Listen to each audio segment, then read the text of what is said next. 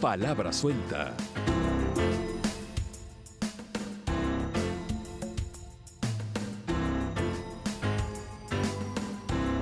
Hola, ¿qué tal? Buenas noches, bienvenidas, bienvenidos. Palabra Suelta con usted, como siempre, por la televisión pública de nuestro país.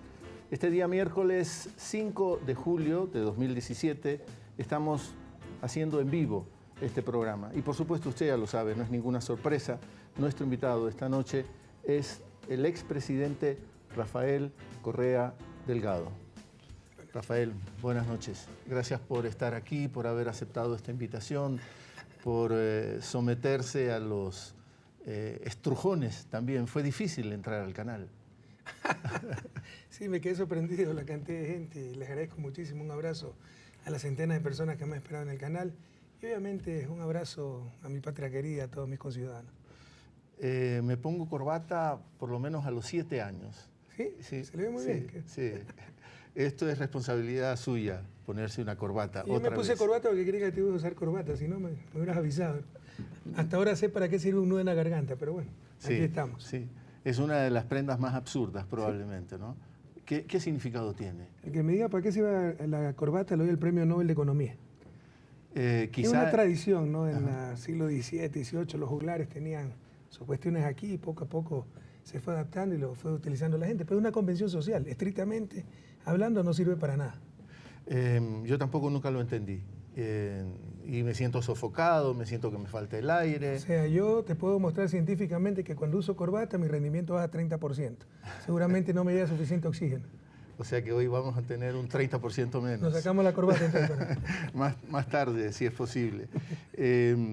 Bueno, habíamos conversado para programar un poco esta entrevista, lo que no quiere decir que se habla de todo, se define todo lo que se va a hablar a lo largo de esta entrevista. Pero ya gastaste como medio programa hablando de las corbatas. No creo que sea el tema de mayor interés para los ecuatorianos. Es solo para aflojar un poco, ¿no? Para bajar las tensiones. Pero habíamos dicho, quería yo empezar la Revolución Ciudadana y el contexto ecuatoriano. Porque vale la pena recordar un poco, aunque la historia es reciente, recordar esa historia. La Revolución Ciudadana, y en este libro suyo, Ecuador de Banana República a la No República, que tiene tremenda casa editorial, Mondadori, Random House, usted habla del neoliberalismo. Y la verdad es esa. Después del neoliberalismo nos habíamos quedado casi sin instituciones, no existía el Estado. Así se encuentra el Ecuador cuando llega la Revolución Ciudadana al poder. Por supuesto. Primero, hablando del libro, esta es la primera edición y uno siempre pasa vergüenza con la primera edición. Esta es de 2009. Sí, esta es de pasta dura. Ya hay 4 o 5 ediciones, creo, y se está preparando la nueva. Y bueno, hay muchas más precisiones y arreglos en el libro. Pero creo que es un libro bastante informativo, bastante útil, como tú dices, nos indica de dónde venimos. Y mira, ojalá entendamos lo que fue el neoliberalismo en Ecuador y América Latina. No solo fue una crisis económica, que produjo crisis sociales, fue una crisis política, se atentó contra la democracia, nos decían lo que teníamos que hacer, no importa lo que el pueblo ordenara en las urnas, era lo que decía el Fondo Monetario, el Banco Mundial, una crisis de soberanía. Adoptamos pasivamente las recetas y América Latina fue la región que más rápidamente y más profundamente realizó los ajustes estructurales en función de las recetas del consenso de Washington, consenso le llamaban.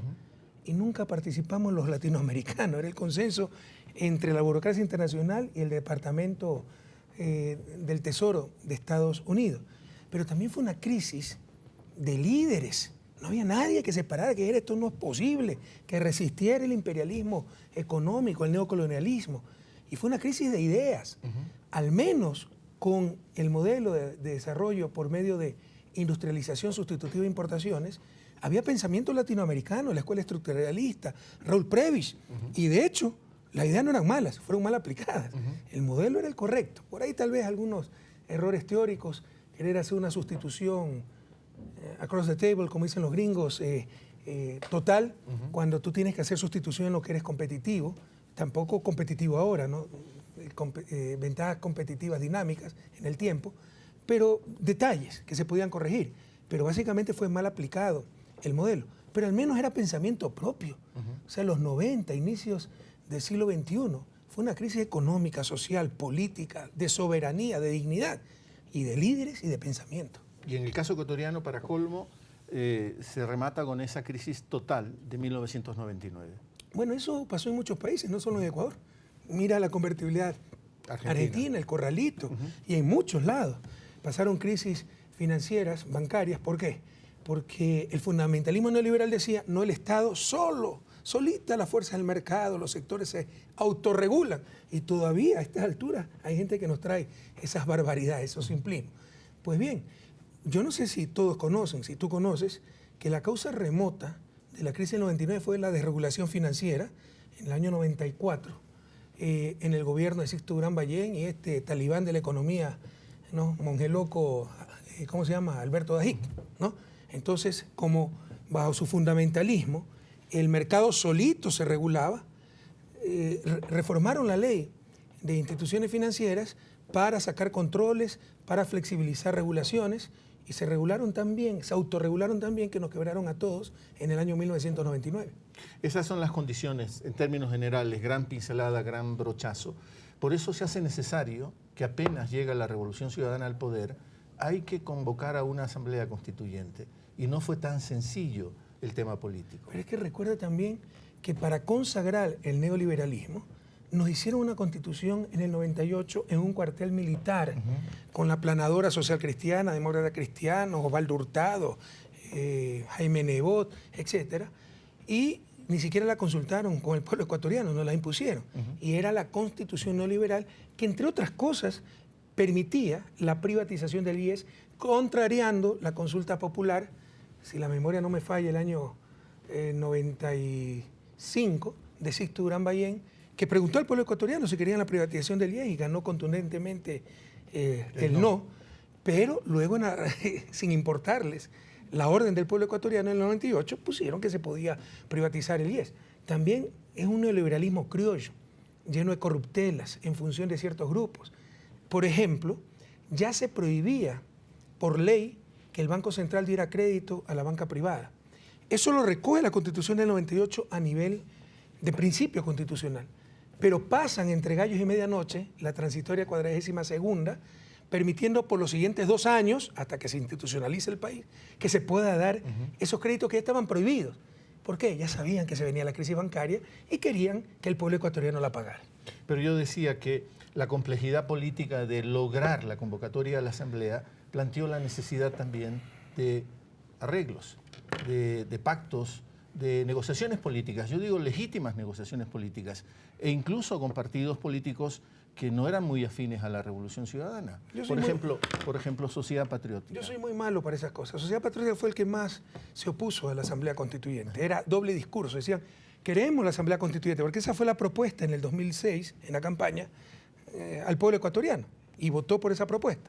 Recuerda que nosotros, porque no creíamos en las instituciones corrompidas, decadentes, ese Congreso que era una vergüenza a nivel nacional e internacional, no presentamos candidatos a diputados, no teníamos un solo diputado. Gobernamos con la fuerza moral, la fuerza democrática, con el apoyo de nuestra gente, consultándola directamente, pero mientras los partidos políticos decían, sí, queremos la constituyente, etcétera, boicoteaban todo. Y aquí hay que resaltar el rol histórico que no se reconoció lo suficiente, y yo creo que es hasta crítico ahora nuestro, pero el doctor Jorge Acosta, puesto por el Partido Sociedad Patriótica en el Tribunal Electoral, como se llamaba en ese entonces, había, no recuerdo cuántos miembros eran, 7, creo que habían 4 oponiéndose a la constituyente, 3 a favor de la constituyente, ¿no? Llamar a elecciones para aprobar en las urnas la nueva Asamblea Nacional Constituyente. Y mientras los jefes de los partidos decían, sí, apoyamos esto, porque votó, le daban las órdenes a los representantes de su partido, porque antes se repartían, acuérdate, el Tribunal Electoral en ese entonces, de votar no. Y había una inmovilidad, 4-3, bloqueo para que no pase la consulta popular para la Asamblea. Hasta que Jorge Acosta se hartó. Recibía la orden de Lucio Gutiérrez, y dijo, no, esto es lo que votó el pueblo ecuatoriano, y votó a favor de la constituyente y cambió la relación de fuerza, pasó por mayoría en el Tribunal Electoral la propuesta de consulta popular, se pudo realizar la propuesta y ahí no pudieron ya parar la Asamblea Constituyente. Pero nunca se pactó con Sociedad Patriótica. Por el No, contrario. pero había que tener, lo que pasa es que Alianza País obtiene 80 asambleístas de 130. Esa es la votación para asambleístas, constituyentes. Sí. La consulta popular ganamos con el 87% de los votos válidos. Y se opusieron PRIAN, se opuso Social Cristiano, se opuso Sociedad Patriótica. ¿Ya? Y le ganamos a toda esa derecha tradicional y no tan tradicional en el caso de Sociedad Patriótica. Y bueno, te insisto, o sea, decían que querían la Asamblea, pero ordenaban a sus delegados en el Tribunal Electoral bloquear la consulta popular para que el pueblo se pronuncie sobre esa Asamblea Constituyente. Para refrescar todos estos acontecimientos que son... Es que se me fue una idea, perdóname que te interrumpa. Y yo no pacté con absolutamente a nadie, no es mi estilo. Yo cuando creo en algo, cuando es algo bueno para nuestro país... Yo no digo personalmente. Pero yo no creo tampoco que una negociación política sea mala. A mí me cuesta. Porque cuando algo es evidente, en beneficio del pueblo, ¿por qué tengo que estar negociando? Cuando el pueblo se ha pronunciado claramente en las urnas por esa propuesta, por eso ganamos, ¿por qué tengo que andar negociando? Son cosas que no entiendo. No negociamos con absolutamente a nadie. Y esta era la idea que se me iba hace un momento. En esa época, acuérdate que Gustavo Larrea pues era miembro de la Revolución Ciudadana, gracias a Dios ya no lo es, aunque creo que por ahí está, por las tranqueras. Pero, y antes ya de asumir el mando, ya había logrado una mayoría en la Asamblea, pactando con Sociedad Patriótica, con el MPD, etc. Si tú revisas mi discurso en Zumbagua, en la posición simbólica, yo mando al diablo todo eso, porque yo no creo en esa clase de componentes. Presidente, me han insistido desde la producción, hay un problema técnico que quiero solucionarlo. Me están diciendo que se está agravando el problema técnico. Quiero hacer una pausa, no estaba prevista ninguna pausa. Hay que hacer una cortita pausa para resolver ese problema técnico y venimos inmediatamente.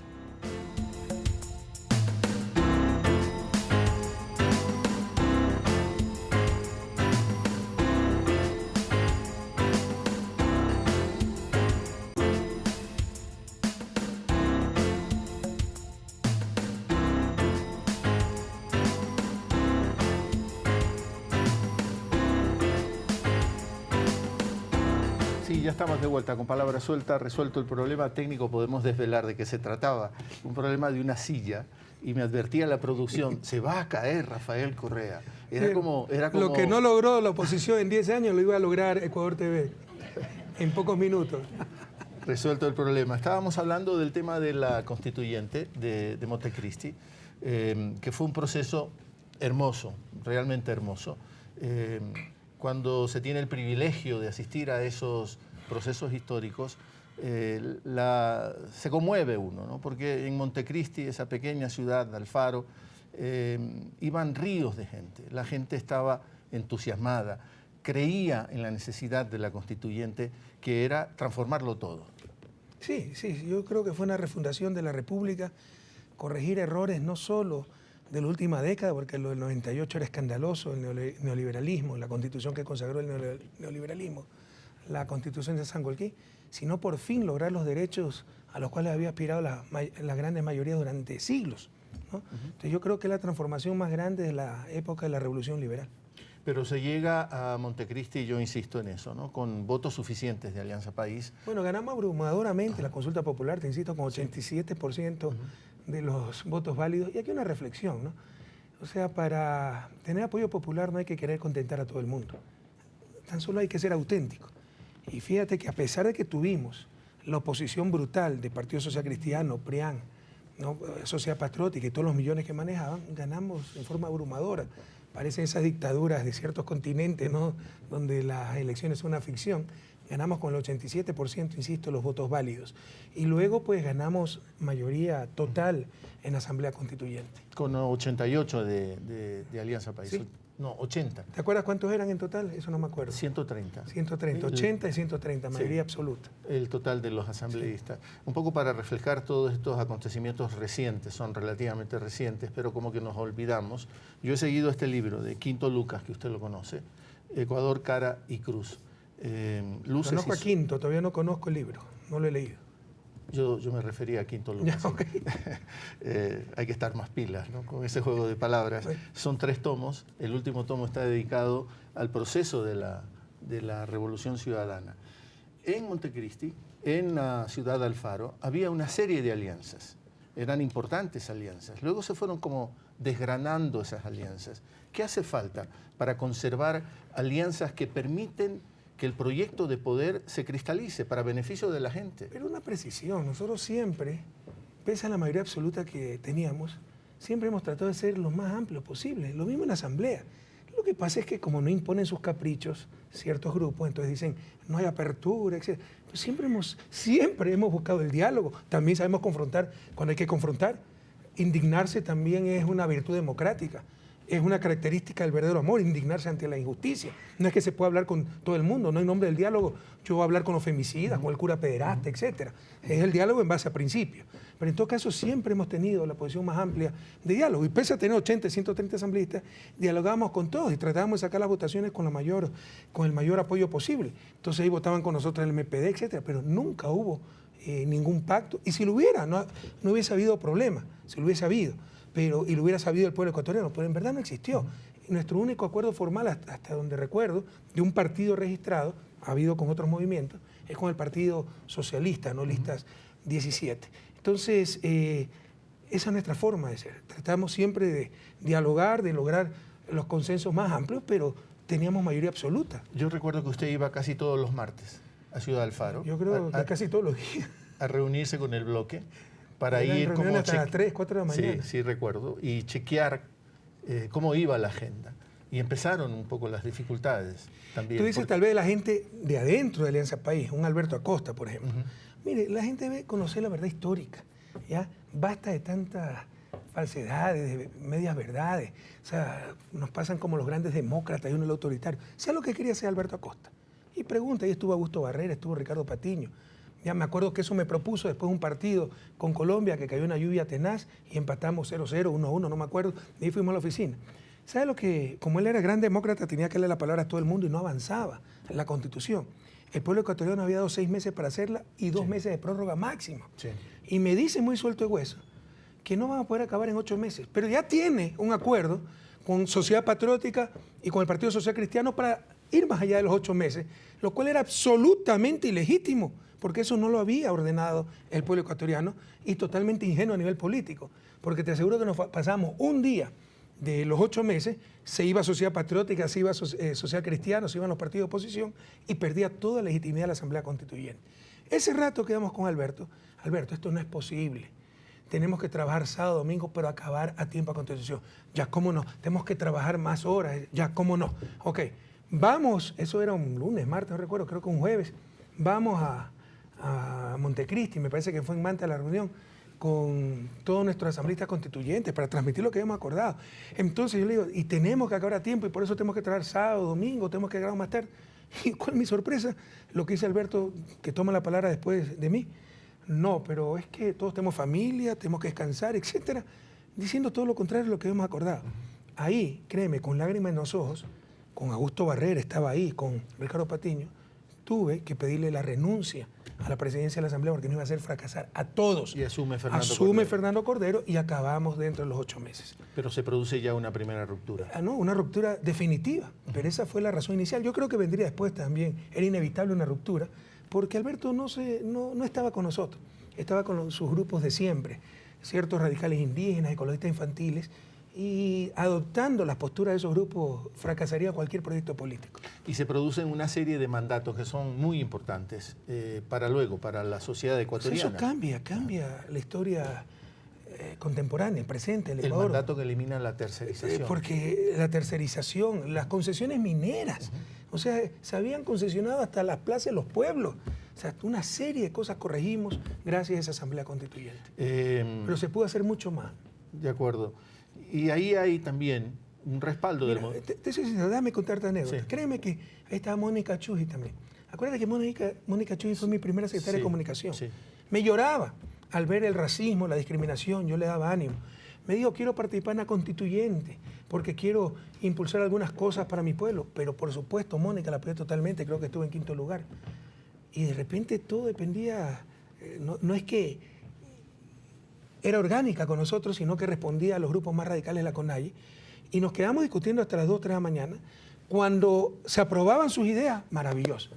Cuando se negaban sus ideas, era la primera que salía, y por intermedio de otros grupos, a denunciar a la prensa que somos antidemocráticos, etcétera, y a tratar de boicotear la decisión. O sea, qué difícil es luchar contra esa gente que se llena la boca de democracia y tiene las actitudes más antidemocráticas. Pero quiero decir también, Rafael, que para llegar a Montecristi hay un amplísimo respaldo a la constituyente. La gente le pone mucha esperanza a eso, partidos políticos, movimientos. La CONAIE también, aunque expresa ciertas reservas, respalda el proceso en constituyente. Un inicio. Sí, en un inicio. ¿Cómo no mantener cohesionado todo eso? ¿Cómo hacer para que eso no se desgrane, como yo Porque decía? a medida que va avanzando, se va decantando pues, el proceso. Dime qué proceso revolucionario no ha tenido gente que se ha salido en el camino por divergencias, por traiciones, por conveniencia, etc. Pero así como han salido algunos, han venido mucho más. El propio Corcho Cordero inicialmente no es que estaba con nosotros, y Doris Solí, y te puedo nombrar muchísimos altos dirigentes de Alianza País que no estaban inicialmente con el proceso de revolución ciudadana. Pero eso es normal en cualquier proceso, más aún con el nivel político que tenemos en el Ecuador, donde se llenan la boca, te insisto, hablando del diálogo, del consenso, pero dialogar, consensuar, primero es respetando principios. No voy a dialogar, consensuar con los que están insultando a mis compañeras asambleístas, con los que están insultando a mi vicepresidente, etc. Segundo, significa que no todos podemos lograr lo máximo, pero sí debemos respetar ciertos mínimos. Pero tú negocias con la CONAIE, dialogas con la CONAIE, te presentan, creo que a Lenín le han presentado 150 puntos, bueno, te presentan 15 puntos. Bueno, estamos bien, esto sí, bueno, 14, pero esto no puede ser. Ah, no, entonces somos unos ladrones corruptos. Es imposible, es imposible. Con ese nivel de pensamiento político es imposible llegar a grandes acuerdos nacionales. Ojalá Lenín, con la capacidad que tiene, le vaya mucho mejor. En este libro suyo, aunque es la primera edición, ya nos lo advirtió y hay correcciones en las siguientes ediciones, pero hacia el final, usted sostiene algo que me ha parecido... O sea, las ideas básicas están ahí, ¿no? Sino que corregimos muletillas. Pero sostiene algo que me ha parecido oportuno también para estos días. Usted dice textualmente, en la edición, la primera, de 2009, página 195, usted dice, buenos líderes pueden ser fundamentales para suplir la ausencia de capital social, institucional y cultural, y su importancia disminuirá en la medida en que precisamente esos liderazgos ayuden a consolidar estos capitales. Hace falta esos buenos líderes, Rafael. Mira, para los mediocres, el liderazgo es caudillismo. Buenos líderes son, no quisiera decir necesarios, peor imprescindibles, no creo que nadie es imprescindible, pero por lo menos altamente deseables. Y más deseables mientras menos institucionalizado es un país, es decir, un país como Estados Unidos puede tener un Trump, puede tener un Bush y va a seguir funcionando, porque es un país muy institucionalizado, ¿ya? Mientras menos cohesionado esté un país, recuerda cuán fraccionado estaba nuestro país, no había un proyecto nacional, no había una ilusión movilizadora. Mientras menos cultura de diálogo, de consenso, de organización se tenga, ¿no? Más necesarios son esos líderes. Entonces no hay que temerle a los liderazgos, pero ahora parece que tener liderazgo es algo malo. Para los mediocres siempre va a ser algo así, ¿no? Alguien que trasciende, como lo que si los disminuye y hay que atacarle con todo a ese que trasciende. Pero los liderazgos son altamente deseados en cualquier país, más aún en un país en vía de desarrollo que necesita fortalecer sus instituciones, su cohesión social, etc. Pero esos liderazgos buenos construyen nuevos elementos culturales y nos hace falta en el Ecuador cultura de diálogo. Por eso te decía, reemplaza la carencia de valores, si quieres, culturales en ciertos aspectos. Por ejemplo, la cultura de organización. Yo siempre pongo como ejemplo este de aquí, entre la cultura anglosajona, a la cual admiro mucho, y la cultura latinoamericana. Si un anglosajón se pierde en la selva y se pierde un latinoamericano en la selva, probablemente después de 2 años el latinoamericano ha sobrevivido porque está acostumbrado a la dureza de la vida, a vivir en condiciones extremas, y probablemente el anglosajón no lo logró. Pero si 200 anglosajones se pierden en la misma selva y 200 latinoamericanos, verás que después de 2 años los anglosajones ya tienen sus casitas, su escuela, su cancha de fútbol, incluso su iglesia, y los latinoamericanos todavía van a seguir discutiendo quién es el jefe. Sí. ¿Ya? Y cuando tú les reclames porque no han hecho nada, te van a argumentar, lo que pasa es que ellos son más democráticos. O O sea, los latinoamericanos somos más democráticos, los otros tienen que aprender de nosotros. Pero al primer descuido se van a escapar al barrio de los anglosajones. Entonces, nos falta autocrítica, nos falta capacidad de organización, Exacto. no sabemos reconocer nuestros errores. Entonces, cuando un líder habla de eso, acelera esos procesos de cambio cultural. En este libro... Y por el contrario, cuando los líderes contemporizan con esos atavismos culturales, inmovilizan a sus países. En este libro, usted, Rafael, habla mucho de cultura también. Y usted tuvo, si mal no lo recuerdo, unas 523 sabatinas que empezaron tempranamente, el 20 de enero de 2007. Empiezan, ¿Desde el primer sábado? Desde el primer sábado. Primero eran radiales solamente, si mal no lo recuerdo. Probablemente. Y la última fue el 20 de mayo, otro 20, de 2017. Son 523 sabatinas. Y en muchas de ellas yo lo escuché a usted hablar de la cultura, el problema de la cultura. Nos hace falta una cultura que consolide todo este proceso y que incluso vaya construyendo otra política. ¿Por qué no hubo más inversión en cultura, Rafael? Porque en cultura no necesariamente se invierte, o sea, depende cuál es el concepto de cultura que estamos utilizando. Hay varias acepciones de cultura. Un antropológico. No, digamos. yo me refiero, sí, precisamente a eso, no la cultura como expresión de belleza, de arte. De lo artístico. No, de lo artístico, sino como el conjunto de principios, valores, visiones transmitidas socialmente. Eso es clave para el desarrollo. Tú tienes culturas que promueven el desarrollo y culturas que impiden el desarrollo. Y gran parte de la explicación de por qué no somos desarrollados está en los atavismos culturales, heredados de las élites que empezaron a dominarnos en el primer momento, élites rentistas, excluyentes, que denostaban del trabajo manual, que utilizaban los frutos del progreso técnico para diferenciarse, no para repartir ese progreso y ese bienestar entre todos. Yo estoy escribiendo un libro, El enigma del desarrollo, ¿no? Porque una de las grandes preguntas, enigmas del desarrollo es por qué América del Norte se desarrolló, América Latina no. Porque América Latina, a la llegada de Colón, tenía civilizaciones más consolidadas que América del Norte, incas, mayas, aztecas, tenía más tecnología, tenía más, igual o más recursos naturales, entonces tenía todas las condiciones para desarrollarse más rápido que América del Norte. Y pasó exactamente lo contrario. Es un enigma. Seguramente con muchas respuestas, algo complejo, pero una de esas respuestas es la clase de élite que nos ha dominado, excluyentes. Sí. ¿Cómo empezamos el proceso? Al menos de la Avenida de los Españoles. Aquí, vertical. Alexis de Tocqueville, cuando llega un francés, viene la Francia absolutista, monárquica, llega a Estados Unidos, escribe el libro Democracia en América y empieza el libro diciendo, me sorprende la igualdad de condiciones de todos. Entonces, es una de las respuestas para esa pregunta sobre desarrollo.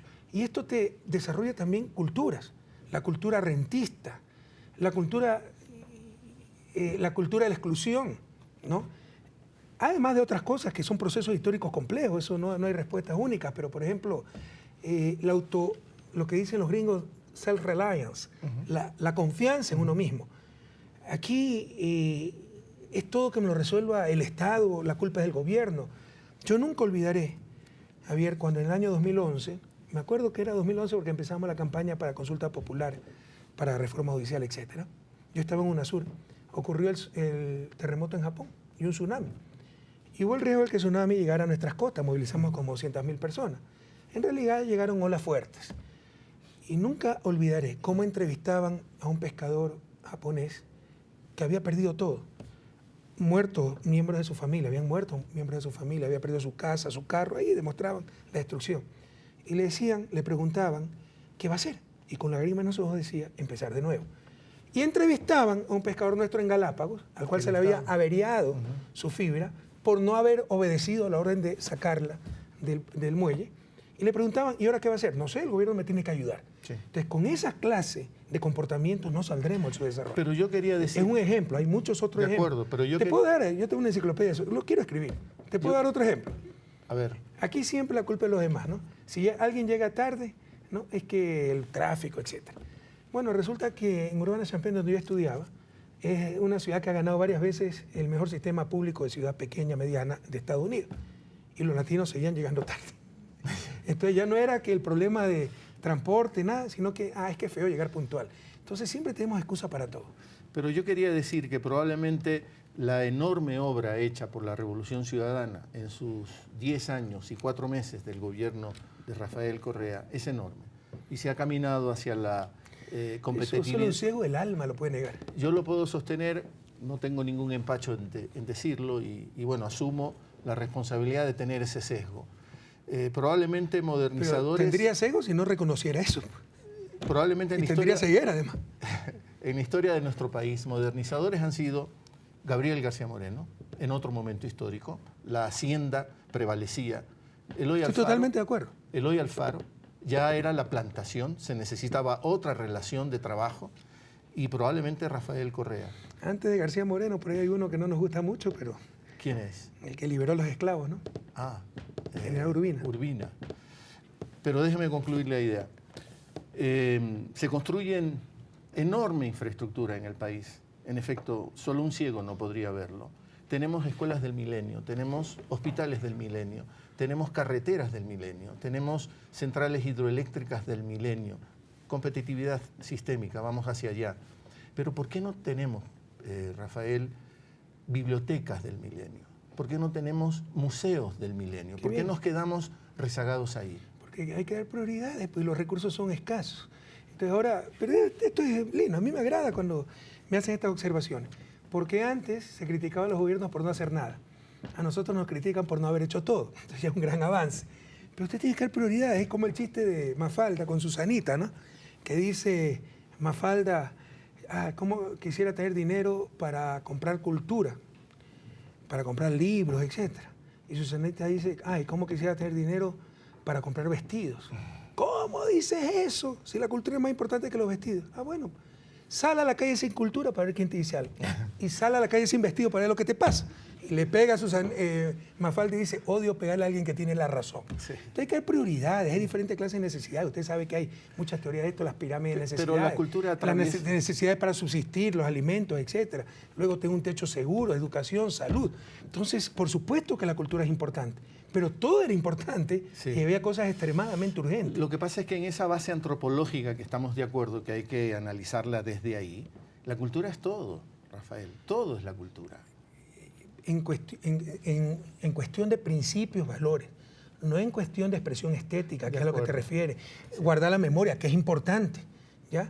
Pero no necesariamente eso cambia los principios, las visiones, las costumbres y las malas costumbres. Entonces, eso se cambia con la educación, con el ejemplo de los dirigentes, con el proceso de modernización, pero no una modernización vacía, una modernización en función del bien común, pero por ejemplo la industrialización te cambia los comportamientos. En el campo tú te puedes acostar más, levantar más tarde, más temprano, acabar más tarde, más temprano.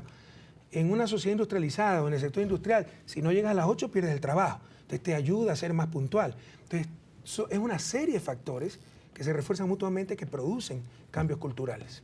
No quiero perder el hilo de este primer repaso de lo que fueron los años iniciales de la Revolución Ciudadana, que me parecen importantísimos recordárselo a la gente, porque como también usted lo ha dicho en algunas sabatinas, hay una generación que ya nació en medio de la Revolución Ciudadana y que cree que el Ecuador siempre fue así y que costó mucho trabajo tener el Ecuador que hoy tenemos y que tenemos que saber cuidarlo también y fajarnos por ese cuidado.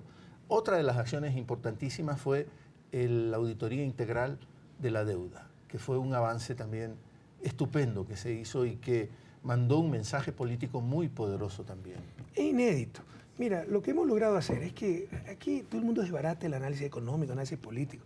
Creen que la libertad de expresión es decir cualquier cosa. Y puede ser libertad de expresión, pero no se metan pues analistas, porque el analista sí debe tener algo de seriedad. El periodista debe tener algo de seriedad. Incluso a nivel de opinión, ojalá puedan argumentar, que ya es un razonamiento lógico, si es posible basado en pruebas. Pero ni eso les pido. Les pido que cuando den su juicio de valor sean rigurosos, con formación e información. No se puede decir cualquier disparate. No se puede decir lo que dice un asambleísta de oposición, porque la Contraloría hace una auditoría de la atención post-terremoto y dice que $50.000 de préstamo del BID se han utilizado mal y pone una serie de rubros, entre ellos una alfombra. Dice que hemos gastado en emergencia $50.000 en una alfombra. Por el amor de Dios, no se puede mentir tan descaradamente. Eso perjudica a la democracia. No es que porque tenemos libertad de expresión eso beneficia a la democracia. No, hablar tontería perjudica a la democracia. Dar opinión sin fundamento, sin rigurosidad, perjudica a la democracia. Entonces, por ejemplo, nosotros, no se cayó la silla, pero se cayó el micrófono. Nosotros hemos podido invertir muchísimo, cerca de $70.000 millones. ¿Cuál es la deuda externa? El resto es ahorro interno. La deuda consolidada, 29.000 millones. Quiere decir que hemos tenido un ahorro monstruoso a nivel público, ¿no? Porque la deuda, lo que te suman y te sacan 42.000 millones, la deuda del propio Estado, entre entidades del Estado. Neteando eso, que es la forma correcta de calcular la deuda del Estado, es 29.000 millones aproximadamente. Y hemos invertido, ¿qué? 70.000, 90.000 millones más o menos, ¿ya? Entonces, como 60.000 millones de ahorro público. ¿De dónde sacamos esos recursos para tener el coeficiente de inversión pública más alto de América Latina? Precisamente renegociar la deuda externa, renegociar los contratos petroleros, luchar denodadamente contra la evasión, lo cual permitió triplicar la recaudación tributaria. En el caso de la deuda que me preguntaste, yo estoy muy orgulloso de eso. Hasta ahora es un proceso inédito.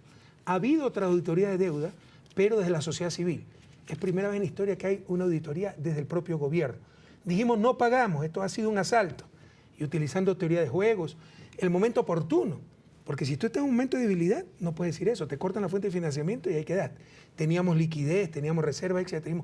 No pagamos, recompramos esa deuda, 1/3 del valor, y ahorramos miles de millones para el pueblo ecuatoriano. Y descubrimos un montón de trampas. En auditoría, lean eso. Todo lo ecuatoriano. Brady, bonos global, anatocismo, una palabra que probablemente muchos no sabían que existía y que está penado incluso por la ley, cobrar intereses sobre intereses. La ley nacional, pero internacionalmente es el chulco. Pero no solo eso, se había pagado 3 veces esa deuda. La gente dice, ay, no le pagaron a los tenedores. Los tenedores habían comprado otros tenedores que habían comprado otros tenedores y le habían comprado a valor de mercado, el 30%. No se perjudicó a nadie. Se había pagado con creces esa deuda. Pero hay monstruosidades. Una vez se peleó para que la deuda no prescriba. Era deuda con las leyes neoyorquinas que después de cierto tiempo de mora prescribe. Fueron a pedir que no prescribiera para seguir pagando. Nuestros negociadores, el ministro de Finanzas, el delegado del presidente, era tenedor de deuda. Entonces tenía conflictos de intereses. Muchas veces los abogados eran los mismos abogados de los acreedores. Nos mandaban los escritos solo de, a ver, aquí tiene que firmar. Lean ese informe para que vean el viejo país que teníamos. Y el país que ponía también de rodillas a los presidentes. Los presidentes tenían que empezar negociando clarísimamente con los medios de comunicación y también tenían que negociar con la banca. ¿Por qué cree que están tan enojados y me quieren tanto? Porque vaya, vea la historia, revise la historia, queridos estudiantes, revise cómo eran comensales de palacio, cómo sus hijos o ellos mismos eran embajadores. Con nosotros nada, pues. Para nosotros tienen la misma entrada. Somos los presidentes. Yo fui el presidente de todos los ecuatorianos, pero tenía la misma entrada el triciclero, el que vendía chicles en la Plaza Grande, el betunero, que el dueño de un banco. Pues eso le ofende a la oligarquía, porque la oligarquía ecuatoriana puede tener buen corazón, latinoamericana en general, y querer, por ejemplo, estar contentos si los hijos de su empleada doméstica tienen mejores escuelas, pero que tengan las mismas escuelas de sus hijos, eso jamás. Ahí sí matan al presidente, derroca al gobierno. No, es el capitalismo compasivo, ¿no? Pero jamás igual a mí, yo soy superior. Entonces, eso les molesta grandemente, que ya no puedan imponer ministros. La banca se repartía el país. La superintendencia de banco era para un gran banco de Quito, el Banco Central era para otro gran banco de Quito, el ministro de Finanzas recomendaba a los banqueros. Eso se acabó con nuestro gobierno. Entonces, comen cemento, pues. ¿Cómo nos va a querer esa gente? Vea, el poder era tan concentrado cuando nosotros llegamos al gobierno que de 7 canales nacionales, 5 pertenecían a la banca. Sí, está claro. Si yo trataba de regular a la banca para evitar el chulco que le saquen la cabeza a los clientes, tiene una campaña monstruosa, pues, de sus canales de televisión hasta derogar la medida con el apoyo ciudadano. Hacían actuar a la gente contra sus intereses en función de los intereses de estas élites. Todo eso ha cambiado. Otro hecho que me parece destacable de esos primeros años sucedió cuando estábamos todavía en Montecristi, la Asamblea Constituyente instalada, marzo de 2008, el bombardeo a Angostura. Terrible. Significó un punto de quiebre. La posición del gobierno ecuatoriano fue enérgica. Se usó la base de Manta para hacer ese ataque y por eso... No lo hemos podido confirmar, pero hay grandes sospechas. O sea, hay grandes sospechas. Analistas nos dicen que Colombia por sí sola no tenía la capacidad para realizar esa operación, que fue con bombas inteligentes, con una precisión impresionante, de noche, etc. Uribe era el presidente, ¿sí? Y Uribe no le advirtió a usted que no solo que no me advirtió, y esto es fácilmente verificable. Yo estaba grabando, ya el 1 de marzo, fue un sábado, estaba grabando Enlace Ciudadano en la Escuela de la Policía Nacional, vía Mitad del Mundo. porque a las 10 había una ceremonia policial, entonces a las 8 estuve grabando. Ya ustedes pueden ver cómo interrumpo la grabación porque me dicen, tiene una llamada del presidente Uribe. ¿Qué me dice Uribe en esa llamada? Que ha habido un enfrentamiento entre el ejército colombiano y la FARC y que en una persecución en caliente, como la FARC se introdujeron en nuestro territorio, esas fuerzas también se metieron en territorio ecuatoriano. Yo le dije, presidente, no hay ningún problema. Y están cercadas por la FARC. Me dijo, yo preocupado tratando de conseguir helicóptero para ir a rescatar a la fuerza colombiana. A Gustavo Larrea le pregunté, él era todavía miembro del gobierno, ¿dónde conseguimos helicóptero? Y me dijo, presidente, esto no es posible. Primero, no hay helicóptero. Segundo, imagínense nosotros mandar helicóptero para rescatar fuerzas extranjeras que se metieron en nuestro territorio. Yo no lo entendía, porque si es una persecución en caliente, ya hay que salvar esas vidas. Todo era mentira. Después descubrimos que había sido un bombardeo planificado, ¿no? Y después el cínico de Uribe dice, no nos advirtió, porque después nosotros le advertíamos a la FARC y empezó una campaña a decir que éramos cómplices de la FARC. Y era peor, porque Francia tenía delegados de Francia en Ecuador, porque se estaba negociando, Ecuador estaba ayudando para la liberación, ¿se acuerda? De Ingrid Betancourt, todo eso, sí. Y ahí un enlace era Gustavo Larrea, sí, para toda esa operación. Él conoce lo que pasó. Ajá. Y pregunte cómo nos engañaron. Ojalá tenga la decencia de ratificar lo que estoy diciendo porque fue verdad. Pero digo, Uribe no respetó nada de eso. Nada, o sea, Uribe era un tipo, mira, yo comprendí la psicología de Uribe demasiado tarde. Debí tratar a Uribe como si estaba tratando a Don Corleone, ¿no? El padrino, que puede estar tomándose una taza de café con usted y en ese momento mandarle a bombardear su casa, ¿no? Porque así era de cínico. Después de eso, pidió como 3 veces disculpas. Y de nuevo volvía a la campaña que éramos cómplices de la FARC. ¿Y por qué? Porque teníamos infiltrado un campamento de la FARC.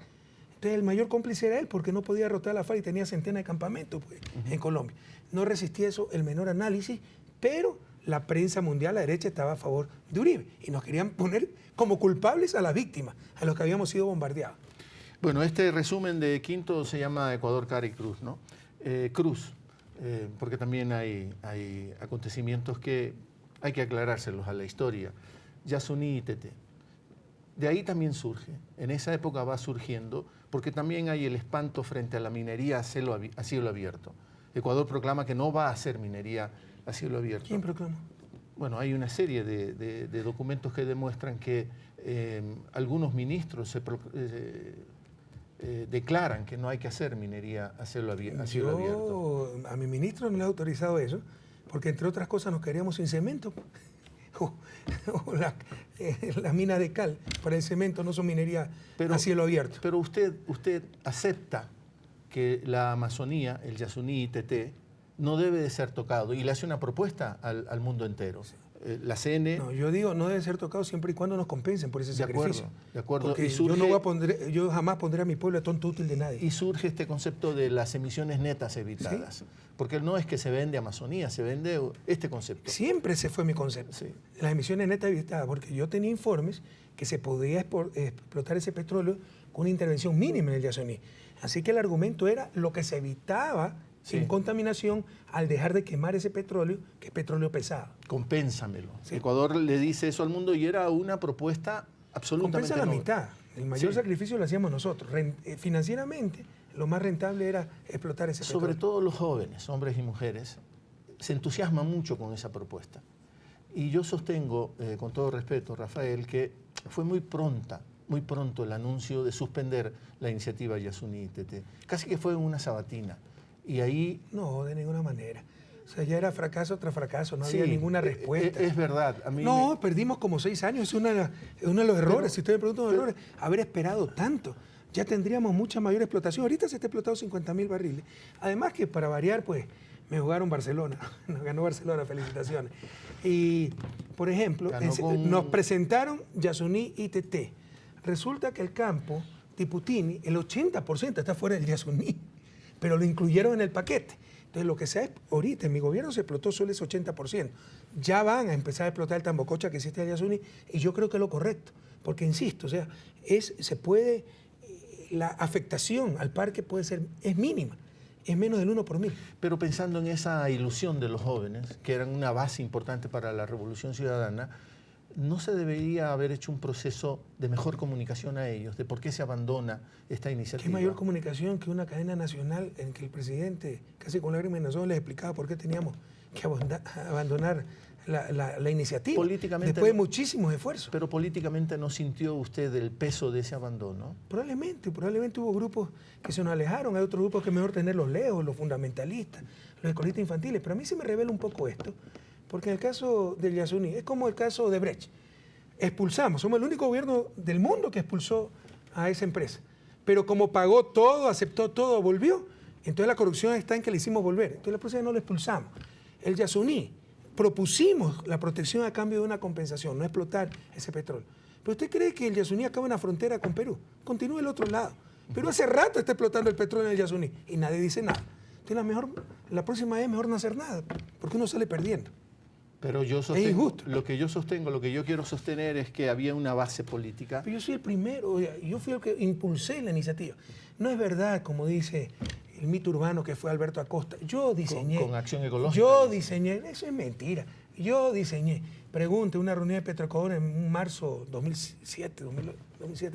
Yo diseñé, les propuse, les di los conceptos básicos. Modestia aparte, el concepto de emisiones netas evitadas es mío. ¿Ya? No me gusta decir estas cosas, pero tampoco me gusta que se engañe a la gente. Entonces, pero después de tratar 5 o 6 años, es irresponsable poder seguir sacrificando a nuestra gente cuando esos recursos nos pueden ayudar a salir de la pobreza. El mayor imperativo moral que tiene nuestro país es superar la pobreza, cuando esos recursos pueden servir para educación, para salud, y cuando se puede intervenir con una afectación mínima en el parque. El problema son las emisiones, pero los que queman el petróleo, en su mayoría son los países desarrollados. La mayor parte del petróleo que se quema son los países desarrollados. Se hizo el acuerdo con Naciones Unidas, se tenía que obtener algo así como $300 millones de aportaciones y creo que no llegamos a 12 millones. No se logró absolutamente nada. Puse un embajador especial para que ellos hizo todo. Puede usted tener la certeza que se hizo todo lo humanamente posible. Por ahí hay críticos, Roque Sevilla y toda esa gente, que fueron a Dinamarca a la conferencia y ofrecieron darnos algo de plata. Vean las condiciones. Nos trataban como a delincuentes, ¿no? Pero ellos controlan, el fondo es de ellos, como si te estaban dando caridad. Ecuador no estaba pidiendo caridad. Ecuador estaba proponiendo contribuir a la lucha contra el cambio climático que no es producida por países como Ecuador. Y pedía la corresponsabilidad de los que sí están dañando el planeta. Y esos que están dañando el planeta lo orientaban como si era caridad. Eso tampoco iba a aceptar. Además que no daban nada. Eran las figuras de los fideicomisos, ¿no? Que incluso con Naciones Unidas lo habíamos hecho, ese tema del fideicomiso. Por si acaso, aquí me pasa, mire, yo tengo un defecto, soy bastante coherente, ¿no? Entonces, si usted me toma un té y me hace 10 veces la misma pregunta, probablemente le dé las 10 veces la misma respuesta. Y aquí a mi asistente me pasa que el sábado 1 de diciembre de 2007, es sabatina, ¿no? Dije literalmente que permitiré la minería a cielo abierto si genera suficiente ingreso para el país. Ya. No podemos sacrificar nuestros recursos, o sea, renunciar a nuestros recursos naturales, que puede ser la vía rápida para superar la pobreza, que puede evitar lo que tuvieron que sufrir los países recientemente industrializados, Singapur, Taiwán, Corea del Sur, una gran explotación de su fuerza laboral, porque no tenían recursos naturales. América Latina puede evitar ese doloroso episodio de explotación gracias a sus recursos naturales. Tenemos también un buen periodo de crecimiento económico. Sí. Tenemos unos buenos precios para los llamados commodities, que no son otra cosa que las materias primas. Y yo me preguntaba, y sería una pregunta para usted, ¿qué haría un gobierno neoliberal con precios de materias primas muy altos? ¿Cuál sería la consecuencia? ¿Qué harían ellos con eso? Pero muy fácil, regalarlo. Si no hubiéramos negociado los contratos petroleros, hubieran seguido los contratos de participación donde el Estado recibía solo el 20%. Y se invirtió. Ese gran boom petrolero de altos precios se hubiera ido por la mano de la transnacional. Hubieran perdido $30.000 millones aproximadamente. Nuestros cálculos nos dicen que gracias a la renegociación de contratos petroleros, el Estado recuperó $33.000 millones. Pasemos un poco al Ecuador o la Revolución Ciudadana en el periodo suyo y el mundo internacional, más específicamente América del Sur, porque a usted le toca vivir ya un momento en el que van creciendo los gobiernos progresistas. La geografía de América del Sur, sobre todo, se va llenando con gobiernos progresistas. ¿Cómo era esa relación en esos momentos? Una gran camaradería, una gran coincidencia. un gran compromiso, pero en honor a la verdad, tengo que decir que eso era compartido también con gobiernos de derecha. Había cosas que no se disputaban. La necesidad de la integración, Ajá. el compromiso con la democracia. Pero mire lo que pasa en Brasil ahora. No le importa la democracia, pues, a derecha. ¿Qué gobierno de derecha en esa época tenía el compromiso con la democracia, por ejemplo? Pues yo le puedo decir el propio Piñera en Chile, y compromiso con la integración. Juan Manuel Santos, Uribe también decía, ¿no? Pero ese era, insisto, era medio indescifrable. Yo muy tarde entendí la psicología, cómo tratar a un tipo como Uribe. Y también era la época de oro, pues, del progresismo en Sudamérica, de 10 países sudamericanos latinos, porque Sí. también está Guyana y Surinam, 8 tenían gobiernos de izquierda, incluso Paraguay por primera vez en su historia con Fernando Lugo. Entonces había amplios consensos, una gran coincidencia en objetivos y, le insisto, en honor a la verdad, nos acompañaban con esa visión histórica, por ejemplo, la integración, los pocos gobiernos de derecha. Es cierto que... Ahora, ciertos gobiernos de derecha descaradamente tratan de boicotear la integración, ir a la integración, entre comillas, pero de mercado, de libre comercio, el sálvese quien pueda, etc. Es cierto que Chávez alguna vez cuenta cómo lo conoció a usted. Él dice que fue en 2005. Usted fue en representación del gobierno de Alfredo Palacio como ministro de Finanzas. Y él dice, se me acercó un joven economista, me habló de unas cosas y ¿quién iba a creer que era Rafael? En poco tiempo iba a ser el presidente de la República. Fue un encuentro así. Sí, con Chávez. fuimos en el 2005 con el presidente Palacio, Asunción, Paraguay. No recuerdo qué cumbre era, pero de todos los presidentes que hablaron, me pareció muy profundo el discurso de Chávez, además que ya lo admiraba. Yo cuando veo que, dime quién te aplaude y te diré quién eres. Dime quién te odia y te diré quién eres, así como dime con quién andas y te diré quién eres. Entonces, cuando veo que la oligarquía venezolana odia a alguien, yo tenía un compañero venezolano en Illinois, y una vez le pregunté, no era compañero, no vivía en el barrio, en un conjunto que convivíamos con argentinos, etc. Y una vez le pregunté, oye, estábamos en una piscina el conjunto, oye, ¿qué opina de Chávez? Dice, hay que matarlo. Entonces, cuando te da una respuesta así, y los poderosos, dice, algo está pasando, y algo bueno está pasando, ¿no? Entonces, lo empecé a seguir a Chávez, su golpe de Estado, yo estaba en Finlandia, en un seminario de la ONU, me había invitado, y me entero del golpe de Estado de Chávez, me dolió mucho, y después como el pueblo lo 48 horas, puso sí, nuevamente en el poder. Y lo que se olvidan es que cuando sacan a Chávez, ya lo obligan a dejar el poder, dicen que los medios de comunicación dicen Chávez renunció. Cuando el pueblo lo regresa al poder, ponen dibujos animados. Esa es la libertad de prensa que tenemos en América Latina. Es fácil olvidarse de todas estas cosas. Entonces yo admiraba a Chávez y ratifiqué esa admiración cuando escuché su discurso, el único discurso contundente, profundo, en esa cumbre que muchas veces son perdedoras de tiempo. Me acerqué, lo felicité, le digo, lo admiro, usted tiene un amigo en Ecuador, soy tal persona. Chávez en Venezuela, Néstor Kirchner en la Argentina, estaba Lugo. Lugo coincidían en esa época. 2009. 2009. Una serie de gobiernos. Michelle Bachelet en Chile, Lula. Evo Morales en Bolivia, Lula da Silva en Brasil. En Brasil era otro contexto. Por supuesto, era la época de oro, ¿no? A usted le toca vivir también la transición cuando van cayendo los gobiernos progresistas en la región. Pero más que caer, también, bueno, en todas estas cosas la suerte juega un rol, ¿no? La muerte de Néstor Kirchner, cuando era secretario de UNASUR, el primer secretario. Chávez. Luego la muerte de Chávez, ¿ya? Entonces han sido golpes tremendamente fuertes. El cambio de ciclo económico, que aquí pues la politiquería nos echa la culpa a nosotros, hasta el terremoto de Manabí nos echa la culpa. Pero en verdad es un golpe que ha sufrido toda América Latina, el desplome del precio de los commodities, como tú dijiste hace un momento. Entonces la política va de la mano de la economía. Lenin decía, política es economía concentrada. Y la gente cuando ve que su hijo pierde el trabajo o ellos mismos no tienen trabajo, el tendero que ve que vende menos, si no hay suficiente formación e información, bueno, dicen es culpa del gobierno, más aún escuchando los medios de comunicación, la oposición, e incluso sin aquello. Fíjate que democracias maduras como las europeas, con la crisis del 2009, la crisis del 2009 arrasó gobiernos de derecha, Sarkozy en Francia, de izquierda, centro izquierda, Zapatero en España, porque la gente dice no tengo nada que perder y busca alternativas. Entonces, obviamente todo eso debilita el progresismo en Sudamérica sobre todo. Venezuela hoy es lo que es hoy, lo que sufre hoy Venezuela. Decenas de muertos en estas manifestaciones que no han parado, más de 3 meses, casi todos los días manifestaciones, una violencia enorme. ¿Qué ve usted en Venezuela? Vea, puedo chocar con esto, pero yo no temeré decir la verdad. Yo tengo información importante de eso. Hace poco conversé 3-4 horas con el ex embajador venezolano en Ecuador, que es testigo de primera mano, ¿ya? Me mandan información, me mandan los videos, me reportan. Y gran parte de esa violencia viene de la derecha, no nos engañemos. Por supuesto, si los grupos, no digo que toda la derecha, pero grupos radicalizados queman policías, apalean chavistas, eso no va a salir en el periódico, media letra, no va a salir en ningún video. Pero si por ahí un militar, un policía se extralimita, va a salir en todos los periódicos. Estas cosas generan violencia. Es difícil que no haya exceso de fuerza pública, hay que sancionarlo. Pero yo le diría, la mayor parte de la violencia viene de grupos radicalizados de la derecha. Esa es la verdad, así hay gente a la que no le gusta escuchar esa verdad.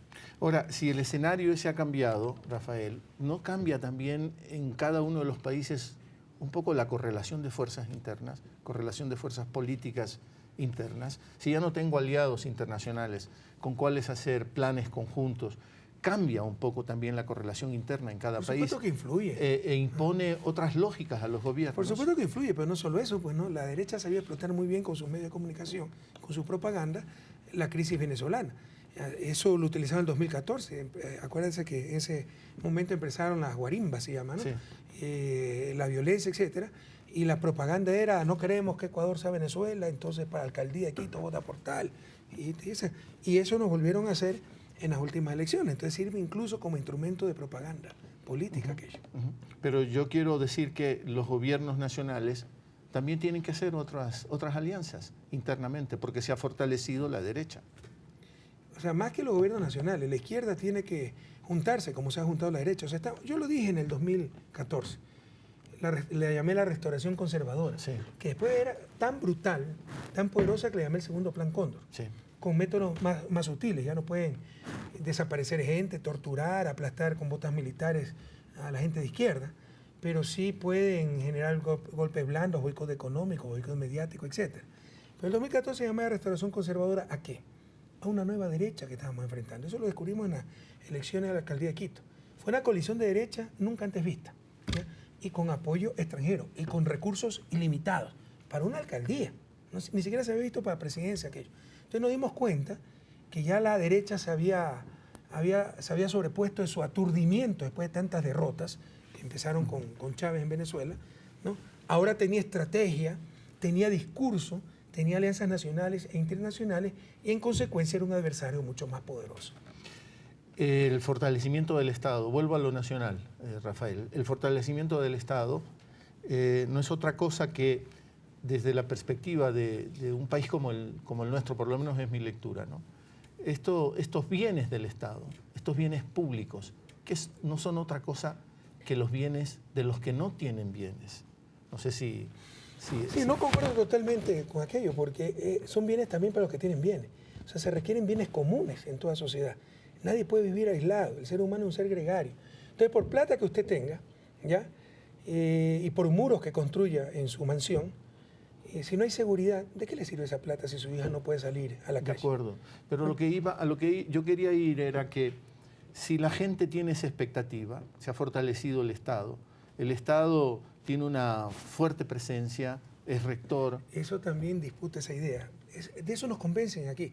Correa es estatista, yo no soy estatista. No. Pero ¿cómo ha crecido el Estado? Oiga, vea los estados europeos. Esto no es nada. Sí. Lo que pasa es que venimos de cero. Entonces lo poco parece mucho. Porque recién estamos consolidando nuestros estados. Recién estamos transformando estados burgueses casi inexistentes en estados verdaderamente populares. Mire, le cuento esta anécdota, porque las anécdotas son ilustrativas. Usted sabe que yo he tenido la oportunidad de vivir en Europa, estudiar y en Estados Unidos. En Europa, en Bélgica, una vez vi, en la Gran Plaza, que es preciosa, la mejor de Europa, ¿no? Bellísima, la Gran Plaza de Bruselas. Un grupo Hare Krishna. Iba Hare Krishna, lo detuvo la policía. Le preguntó si tenía permiso para manifestar. No, diluyó la manifestación, que eran 20 Hare Krishna. Así son organizados esos países. Así es la presencia del Estado. Acá vienen los supuestos ancestrales de la CONAIE, ¿no? El MPD, el FUT, le pegan a un policía, torturan al otro, le ponen un juicio, mete preso, criminalización de la protesta social, ¿no? Y el Estado regulador, y no hay libertades. Es pura hipocresía, puro engaño. Nuestros estados recién se están consolidando. Escuché también muchas veces decir en las sabatinas un dato que es cierto y que Naciones Unidas lo maneja. América del Sur, América Latina, no es la región más pobre del planeta. Es África, lamentablemente. Pero América Latina sí es la más inequitativa de todo el planeta. Si no hay un Estado regulador, ¿cómo vamos abatiendo esos niveles de inequidad? Pero es obvio, mi querido Javier. Pero no solo eso, el Estado no es solo para los pobres, no es solo para remediar la inequidad, es para los ricos. Si usted no tiene bienes públicos, una plaza, un parque, un bosque, todos viven peor. Si usted no tiene servicios públicos adecuados, seguridad, servicio de justicia, todos vivimos peor. Yo siempre pongo este ejemplo. Nadie discute que es el propio agricultor el que mejor va a cultivar su chacra. Pero ¿de qué sirve eso si no hay camino para sacar los productos? Entonces va a tener que organizar una serie de productores para poder construir el camino. Bueno, eso ya es la acción colectiva. Y poco a poco eso se convierte en municipio y eso se convierte en Estado. Entonces es necesaria la acción colectiva y los bienes colectivos para el buen vivir no solo de los pobres, de todos. Pero... Es una barbaridad lo que dice cierta oligarquía, no Estado, el anarquismo, No. Los libertarios, o sea, son tonterías. Pero también puede ser un mensaje equívoco, quizá alguna gente entendió mal, cuando usted, por la caída de los precios del petróleo, que nos generó unos problemas graves de ingresos, usted ya lo informó, a veces no teníamos ni siquiera para cubrir la explotación petrolera por los precios a los que llegaron o a los que cayeron los precios del petróleo. Pero usted empezó a vender bienes del Estado, centrales hidroeléctricas, sopladora la vamos a tener que... No se vendió ni una. No se yo lo sé, pero lo anunció. ¿Sí? Lo anunció. Sí, porque teníamos que enfrentar los gravísimos problemas. Y un ejemplo más chiquitito. En verdad era concesión de 30 años de sopladora. La gente un poco se desconcertó. ¿Cómo? Yo también. O sea, el Hotel Quito se vendió, es una cosa muchísimo más el chiquitita. Hotel Quito, eso tenía que venderse hace rato, si eso es hasta ilegal. O sea, alguien no puede tener esa clase de bienes, pero no lo querían soltar porque ahí se ponían, habían puestos de trabajo, había un club con piscina, con parrillada. ¿Qué hace el IES con hoteles, por favor? Entonces, sí, pero en esa pequeña... Mira, si quiere, conversando con Jorge Glass, cuando estábamos ofreciendo concesionar sopladora, Jorge me dijo, el rato en que yo firme concesión, voy a derramar lágrimas. O sea, nadie quería hacer eso. Pero obviamente estábamos ante las dificultades más grandes de los últimos, por lo menos 70 años en el país. Uno tiene que actuar de acuerdo a las circunstancias, ¿no? Pero tratar de superar estos problemas con el menor costo posible. Y el Estado tiene una gran cantidad de activos, algunos de los cuales no necesariamente lo tiene que tener el Estado, como es el Banco del Pacífico, que es un banco comercial. Vamos llegando al momento más reciente, Rafael, y no sé si quieren hacer señales o si quieren, creo que quieren proveerle... Yo creo que usted lo puso bonito, ¿no? Perdimos ingresos, fue una verdadera hecatombe. Sí, en 2 años perdimos la tormenta perfecta. 10.000 millones en exportaciones, de los cuales 8.000 más o menos eran exportaciones petroleras, que también son ingresos fiscales. Yo goberné los 2 últimos años con 0 de ingreso petrolero para el gobierno central, y no solo eso. Tuvimos que darle a Petrocol y Petroamazonas 1.600 millones para que no quebraran, porque estaban quebrando a petroleras alrededor del mundo. La historia sabrá reconocer que cuando mejor gobernamos fue en estos últimos 2 años. Yo creo que la historia no solo lo va a absolver. El presidente también ya... No, el presidente ya nos absolvió, le hemos ganado 14 elecciones. Yo creo que la historia lo reconocerá, pero hay una sensación... El futuro lo reconocerá aún más, se lo aseguro. Y no es mía. A todo un equipo de trabajo de patriotas yo creo eso que firmemente. Gobernaron, supieron manejar la barca del Estado en aguas extremadamente tormentosas. Llegamos a las recientes elecciones, que probablemente han sido de las más duras. Y yo creo que es porque hay un factor adicional, que es este nuevo elemento, ya no tan nuevo tampoco, que son el mundo de los tweets, los tuiteros. Y en ese mundo, que en el fondo es mi posición, hay una suerte de dimes y diretes. Y se pierde perspectiva. Las cosas pierden perspectiva. Uno cae en ese juego. Y yo tengo la sensación que eso ha distorsionado profundamente el momento actual. ¿Usted no piensa lo mismo? Por supuesto. Pero hay lugares comunes, hay temas tabú. Entonces usted tiene que decir que no, que las redes, la máxima expresión de la libertad. No es verdad. Toda libertad implica responsabilidad. Toda libertad tiene límites. En el caso de libertad de expresión, el límite es la intimidad de las personas. la reputación, el honor de las personas son derechos humanos y se destrozan a diario, cada segundo en redes.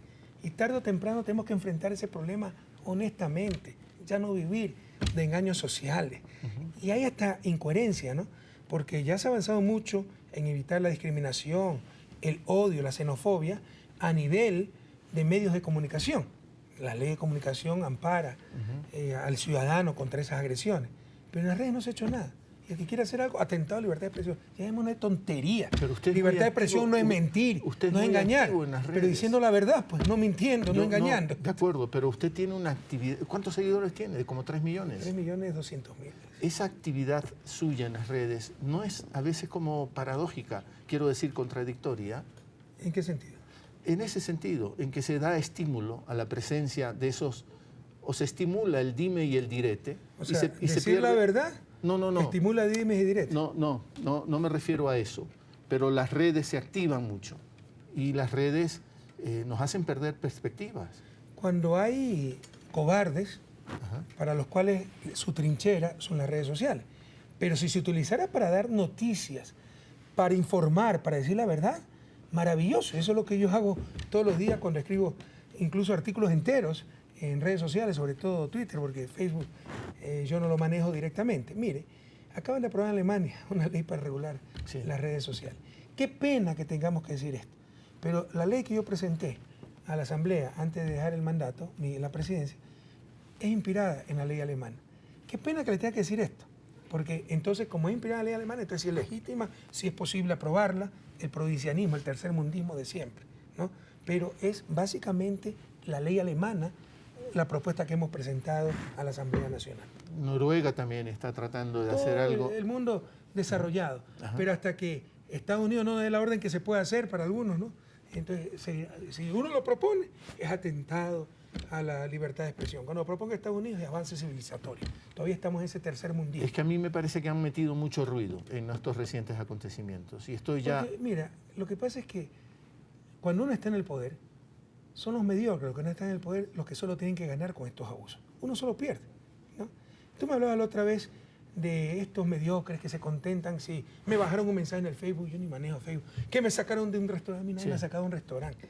Pero así es la mediocridad, se contentan de lo mal que le va al otro. O sea, cuando tú tienes una posición relevante, ¿ya? Siempre tienes que perder nada más. Toda la vida solamente vas a perder contra estos insultos, estos ataques, etc. Entonces, esos mediocres van a tratar de defender las únicas armas que le quedan. Pero para la sociedad es terriblemente malo. Sí. Quiero decir también, a propósito de los líderes, ya mencionábamos la importancia de los líderes mientras vamos construyendo cultura política, vamos creciendo en ciudadanía, será más fácil hacer propuestas y que la gente las siga. La presencia de los líderes es clave. Los líderes van marcando el proceso. Y este proceso de la revolución ciudadana tiene que seguir. Tiene que seguir. Yo te diría, y los líderes... Los líderes son claves, sobre todo en países poco institucionalizados en proceso de desarrollo donde hay tanto por hacer. Hay países ya, una vez, Bélgica, porque son sistemas complicadísimos, pasó como un año sin gobierno. Y el país siguió marchando sin ningún problema, sin gobierno. Pero eso es Bélgica. ¿Ya? Eso te digo, un país institucionalizado, alta productividad, gente con alto nivel de educación, bueno, con muchas otras diferencias que nuestro país.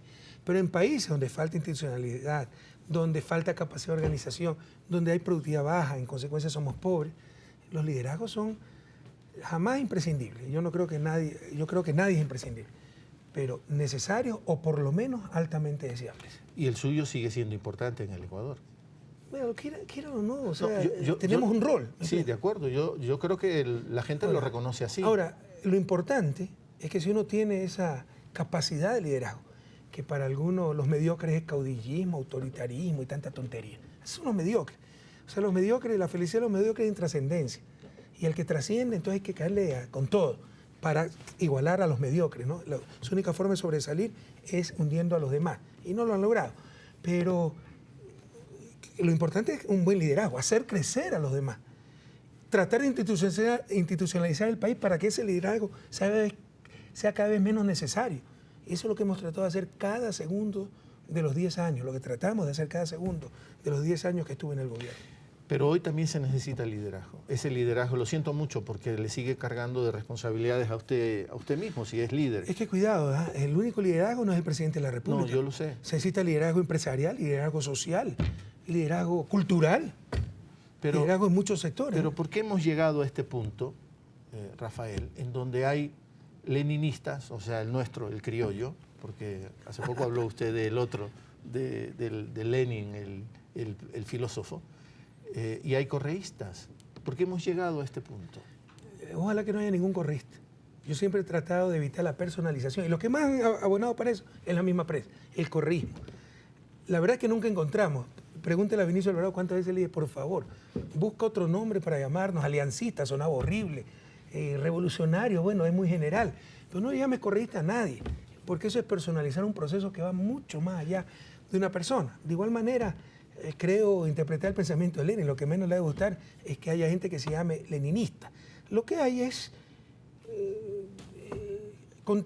digamos, desacuerdos normales en un movimiento democrático. Lo acaba de decir Lenín Moreno en un encuentro con partidarios, con gente de Alianza País. Lo acaba de decir. Sí. A mí no me asusta la diferencia que hoy tengo con A mí tampoco Rafael. me asusta. Me asusta cuando se pasan ciertas líneas rojas, cuando se legitiman cosas que no se pueden legitimar. Usted puede llamar al diálogo a muchas personas, pero yo no puedo olvidar que esos gobiernos desaparecieron a nuestros jóvenes. Usted debe saber con quién se sienta a la mesa, si no está legitimando el pasado. Y usted no puede pactar con Bucarán, pues. Y perdóname, hay un pacto con Bucarán al cual le han dado CNL, el viejo país. Nosotros nacimos, Alianza País, la Revolución Ciudadana, nació para luchar contra ese viejo país. El país de las componendas, el país de los repartos. Es inaceptable que eso ocurra nuevamente. Pero hay líneas rojas que no pueden dejarse pasar. Sí, pero me acaban de pasar un texto que corresponde a Lenin, soviético, Lenin. El ruso, el soviético, el de la revolución bolchevique, que decía, a veces hemos tenido que dialogar con aquellos que fueron nuestros enemigos. Y dialogamos simplemente porque no los hemos podido abatir. Pero es obvio. Esa es la realidad política. Pero es obvio, pero jamás va a olvidar quiénes son, pues. Entonces no lo va a llamar como que si tienen la respuesta y viene un diálogo Bucarán a decirnos cómo luchar contra las drogas. Ese muchacho malcriado, ¿qué va a saber de eso? Además que se pasó mintiendo toda la campaña. Pues si supiera no tendría que mentir. Una cinta vitera, otra mentirosa compulsiva, que de los 6 años nuestros chicos consumen drogas, por el amor de Dios. Juegan con cosas demasiado sensibles. Que la tabla de droga es la que ocasiona que se consuma droga, por el amor de Dios. La tabla de la droga es recomendada por Naciones Unidas. Es para diferenciar entre el consumidor y el traficante. El problema de la droga es otro. En el 2010 apareció una droga de muy bajo costo llamada H, que está al alcance de nuestros jóvenes por su bajo costo, y el cartel de Sinaloa pues inundó América Latina con esa porquería. Pero juegan con cosas demasiado sensibles. Entonces, usted puede dialogar con los enemigos, pero sin olvidar con quién está sentado a la mesa, sin legitimar a ese enemigo, o por último, ahí sí, depende de la relación de fuerzas, si ya tiene el compromiso de ese enemigo para cambiar de actitud. Pero yo jamás, o sea, el diálogo con principios, yo jamás dialogaría, por ejemplo, si cuando Lenin era mi vicepresidente, con un tipo que estuviera insultando a Lenin todos los días, como hacen los Bucarán. Con Jorge Glass. De acuerdo, pero son momentos políticos. No, son cuestiones de principios, perdona. No son momentos políticos. Eso es cuestión de principios. A los principios nunca se renuncia. Por supuesto. Estoy de acuerdo. Prefiero irme a la casa. De acuerdo, pero usted es en el sentido griego, el son politicón, ¿no? En el sentido griego, el animal político. Sonó feo. El problema es que hay muchos políticos animales, pero bueno. No, pero esto es político. Tiene barra. Esto es político. ¿Saben que es verdad? Esto es político. Y para un político esto debería de ser... Eso es un error garrafal, Javier. A ver. ¿Cree que la política es un vacío donde no hay valores, donde no hay principios? Por favor. Política es buscar el bien público. ¿Ya? Y para buscar ese bien público, lo primero es el bien moral. En consecuencia, no puedes sacrificar principios. Y Lenín Moreno no Tú no puedes pactar con un Bucarán. Peor, darle una de las empresas que más factura. ¿Tú crees que los Bucarán van a CNL para lograr más eficiencia y servir de mejor manera al pueblo ecuatoriano, o para saquear lo más rápidamente posible CNL y la República? Pero no nos engañemos, por favor. Lenín Moreno no está buscando el bien público de la sociedad ecuatoriana, continuador de la Revolución Probablemente, Ciudadana. a su manera, pero yo creo que es un camino equivocado. Mira, la fórmula del éxito no la conozco, pero el fracaso es tratar de contentar a todo el mundo. Y sí, yo tengo que expresarlo, he dicho ya en otras oportunidades, mi desazón, sí, mi dolor, si cabe el término, porque es clara la estrategia de diferenciarse de mi gobierno, de diferenciarse de Correa. Y para eso se ha caído, yo creo, en deslealtades y en mediocridad. Porque si yo quiero ser diferente, no tengo que andarlo anunciando, no tengo que andarlo marcando, sino mi accionar le va a demostrar a mis mandantes que tengo otro estilo. Pero no va a ser del estilo de gobierno la forma y el fondo. No es que lo primero que va a ser llamado a medios de comunicación es decir que todo es un problema de flujo de información. Cuando hemos sido insultados, nos han tratado de desestabilizar, etc. No voy a coger el discurso de la oposición de la lucha contra la corrupción y decir que todo es corrupción, que empezó a investigarse recién el 24 de mayo, que hay que llamar a la ONU, a la Comisión Anticorrupción. Cuando esto ocurrió en 12 países, está funcionando el sistema de justicia, están avanzando las investigaciones. ¿Tú has escuchado a Lenín decir en algún momento, yo he sido 6 años vicepresidente del gobierno anterior y jamás toleramos un solo caso de corrupción? No, es como que sí, no es su problema. Entonces son cosas que hieren profundamente. Y dos líderes no pueden charlar entre ellos. Hemos charlado y hemos manifestado nuestras diferencias, pero bueno, Lenín tiene otra forma de pensar, de accionar y creo que tiene muy mala asesoría. Rafael, yo pienso también que a veces el abatimiento, y no quiero hacer una reflexión que no tome seriamente en cuenta ese problema, ¿no?, del abatimiento, del desengaño, de la decepción, pero lo está poniendo en situación de desventaja, es mi punto de vista. ¿A quién? A usted. ¿Qué cosa? La sensación de abatimiento. Y Rafael Correa es el responsable de 10 años, 4 meses del gobierno de la Revolución Ciudadana. Rafael Correa, que se va a ir a vivir a Bélgica, que falta poco, 10 de julio, ya la gente lo sabe, ¿no? Acá hubo muchísima gente afuera del canal. Supongo que en el aeropuerto el 10 de julio va a haber mucha gente, así que ya no podemos... No, por favor, le agradezco mucho, pero quisiera partir calmadamente con mi familia. Se va el 10 de abril, el 10 de julio a Europa, pero tengo la sensación, no sé por qué, de que Rafael Correa se va como abatido. Y me parece que Rafael Correa tiene que irse por la puerta grande, la puerta más ancha posible. Gracias a Dios y al pueblo ecuatoriano, sin buscarlo, porque el Evangelio dice la puerta estrecha del camino, ya tuvo esa puerta grande. O sea, hemos vencido, salimos invictos, no hemos perdido una elección. Y bueno, creo que la despedida en asamblea lo dice todo. Los centenas de personas espontáneamente viniéndome a recibir a este canal. O sea, es otra cosa. O sea, es no diría decepción, pero sí desconcierto, dolor de ver cómo la estrategia de diferenciarse de nosotros, cómo pareciera ser que la oposición era la que tenía la razón, cómo desaire tras desaire innecesario. O sea, quiere pactar con la CONAIE y le deseo buena suerte. ¿Qué necesidad tiene de decirle, lo primero, 100 años la sede que nosotros disputamos con la CONAIE porque rompieron totalmente el acuerdo? Si tú ves ese acuerdo, ¿ya?, dice que no se puede hacer actividades políticas pues, en esa sede. Y hacían lo que le daba la gana y se creían por encima de la ley. Ese es otro problema. Jamás se ve el fondo, se ve lo superficial. ¿Creen que eso lo discutir con la CONAIE? No, es respetar la ley. Y la ley es para todos y hay gente que se cree por encima de la ley. Entonces, te doy otro ejemplo. Sí. Yo confío en los policías y militares para mi seguridad y no voy a utilizar el cuerpo de seguridad civil. El cuerpo de seguridad civil no existe. Hay 10 años para formarlo. O sea, él tenía que seguir con la protección policial. ¿Para qué dice esas cosas? Para hacernos quedar como tontos. No es correcto. No, imagínate que vuelve en el año 2021, que no es mi menor intención. Así que no tomen valeriana los sufridores, ¿ya? Duerman tranquilos nomás, ¿ya? Pero entonces lo primero que hago es, y no habrá diálogo con los corruptos, confrontaremos a estos sinvergüenzas, y le echo lodo a Lenín. ¿Qué necesidad tengo de eso? Actuaré como creo que voy a actuar, sin necesidad ¿cómo te diría? De deslegitimar lo anterior. Entonces, aquí hay una estrategia muy clara de diferenciación.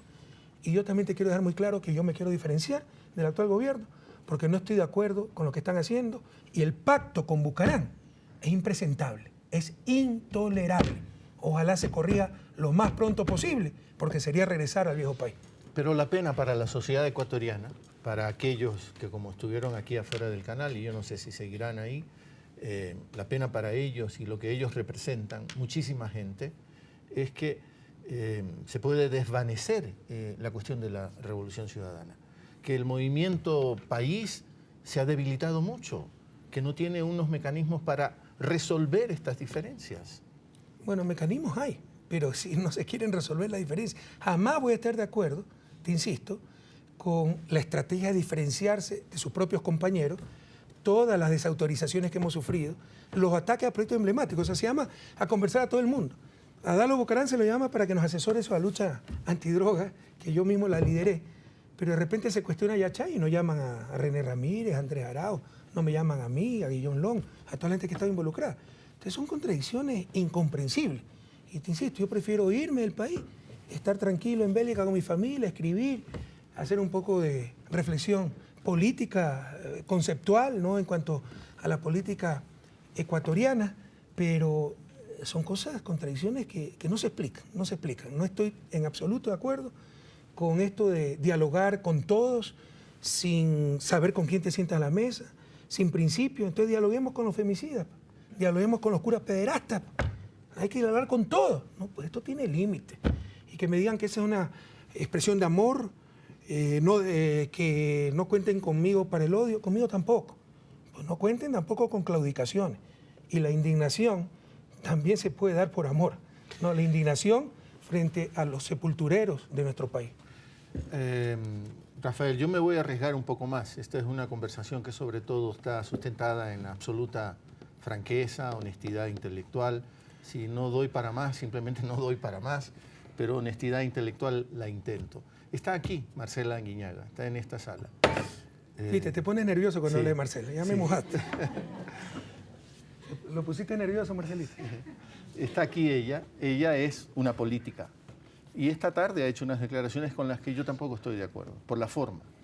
Porque convoca a los medios para decir, no estoy, o bueno, delante de los medios, Marcela me está apuntando que no los convocó, pero estaba delante de los medios, dice, no estoy haciendo una acusación, quiero hacer solo una indagación.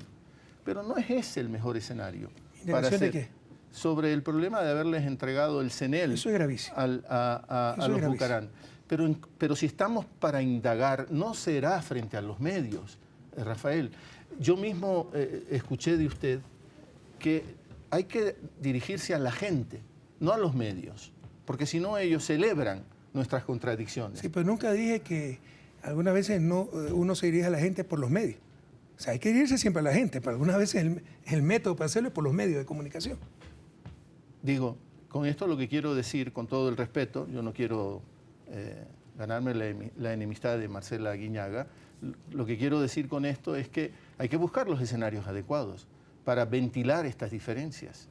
Se han buscado y hay la sensación en gran parte de la militancia de que ganó la oposición, que se acogió el discurso de la oposición en todo. Mira, lo del país dividido. ¿Acaso eso no decía la oposición? ¿Y por qué el país dividido? Porque siempre fueron derrotados. Que ahora hay diálogo. Te da a entender que antes no había diálogo. ¿Cuánto hemos dialogado? Pero si los empresarios siguen siendo evasores, tienes que ponerle una nueva fórmula de impuesto a la renta. O sea que ahora sí es momento político para que los empresarios trabajen tranquilamente. O sea, antes no trabajaban tranquilamente. Vamos a ir... Y lo hice en una inauguración de una inversión que empezó hace 2 años en nuestro gobierno. Entonces, se adopta el discurso de la oposición. Duele eso. O sea, es como que si la oposición tenía razón y los 10 años de lucha, arriesgando hasta la vida, ha sido por tontería. Eso es inaceptable. Bueno, yo lo que quiero decir es que uno desea que, por el bien de la sociedad ecuatoriana, se encuentren caminos de diálogo. Yo también le deseo el mayor de los éxitos al gobierno del compañero Lenin, de mi amigo Lenin, que creo que es una buena persona. Pero una persona puede estar totalmente equivocada o puede estar yo totalmente equivocado. Es clara la estrategia de diferenciación. La forma se hizo fondo, cambio de estilo, lo repitieron 500 veces para dar a entender que a nosotros no nos gustaba el diálogo, era solo la confrontación, la división, aceptar todo lo que decía la oposición, de sacar la tabla de droga, de que los medios de comunicación solo era un problema de flujo de información, que vayan los ministros a informar a los propios medios, la lucha contra la corrupción, que todo ha estado tan mal que somos el único país que necesitamos las Naciones Unidas, Comisión Anticorrupción, haciéndonos quedar como ineptos a todos cuando él sabe cómo hemos avanzado en la lucha contra la corrupción. Yo quiero decir esta noche, yo también me quiero diferenciar. Ya, yo no coincido con el diálogo de sordos con todos, sin principios, no coincido con el pacto con Bucaram, ¿no? Y también quiero marcar esa diferencia. Yo creo que la gran mayoría de ecuatorianos y ecuatorianas, porque por supuesto yo no los represento, no tengo ni siquiera una encuestadora de última categoría, no tengo ni siquiera una muestra para intentar representar a la sociedad ecuatoriana, pero sospecho que la gran mayoría de la sociedad ecuatoriana reconoce todo lo que ha hecho Rafael Correa. Por eso hemos ganado. En estos 10 años. Pero, te insisto, o sea, esta estrategia de diferenciación no es correcta y es bastante mediocre. Y es explícita, tratar de diferenciarse en todo. Entonces, si Correa hizo A, hay que hacer B. Y si la oposición propone B, hay que aceptar B. O sea, no se entiende. Vamos cerrando, Rafael. ¿Qué está leyendo? Mire, eso es lo que hizo Lucio Gutiérrez, recuerden. O sea, qué decepción, ¿no? Después de tanta lucha, un tipo de clase media vence al hombre más rico del país, Álvaro Noboa, con el apoyo de los indígenas, una propuesta progresista. Y yo recuerdo su discurso, primer discurso, qué decepcionante que fue, lo que dijo, bueno, esto es como un partido de fútbol, ya se acabó el partido de fútbol, entonces todos unidos no tenemos ninguna diferencia. Entonces, ¿para qué tantas luchas en las elecciones? Y recuerda que Gutiérrez se cayó por el pacto con Bucarán. Y luego los de Sociedad Patriótica en Montecristi también hicieron de todo. Sí. Recuerdo cuando... No se puede legitimar ciertas conductas. Y no es verdad. Eso es que como somos gente de paz, dialoguemos con todos y mientras siguen insultando a nuestras compañeras, siguen insultando al vicepresidente. Y te insisto, lo de pacto con Bucarán, o sea, volver ese país al reparto, y hay algunas cosas que se han repartido, pero al menos a gente que apoyó una campaña, etcétera, ¿no? Movimientos políticos que se pueden considerar serios. Pero darle CENEL a Bucarán, ¿quién se va a engañar? ¿Es que los Bucarán van a ir a CENEL para servir mejor al pueblo ecuatoriano o para saquear CENEL? Eso es impresentable. Entonces yo también quiero marcar mi diferencia con respecto a estas inconductas políticas, porque no se pueden llamar conductas políticas. CENEL es la Corporación Nacional de Eléctrica. Si la memoria no me falla, es la segunda empresa pública que más factura. ¿Después de cuál? Petroamazonas probablemente. ¿Y la Corporación Nacional de Telecomunicaciones en qué lugar está? Viene después de CENEL. Ajá. Son las más poderosas. Sí. Y tenemos ahí un pool de empresas públicas que son muy poderosas. Y recuerden, ¿no? Ahora que nos hablan de lucha contra la corrupción, ¿cómo molesta eso? No? Porque la única herencia que le podemos dar a nuestros hijos es nuestra integridad y hemos arriesgado hasta la vida en la lucha contra la corrupción.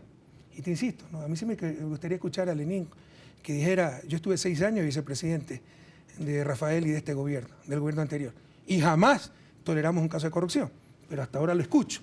Y por el contrario, adopta el discurso de la oposición de todo ha sido corrupción, todos somos sospechosos, todos somos culpables hasta que se muestre lo contrario, llamen a la ONU, llamen a los bomberos, llamen a la Comisión Anticorrupción, haciéndole el juego a la oposición. Son cosas que realmente molestan, pero en todo caso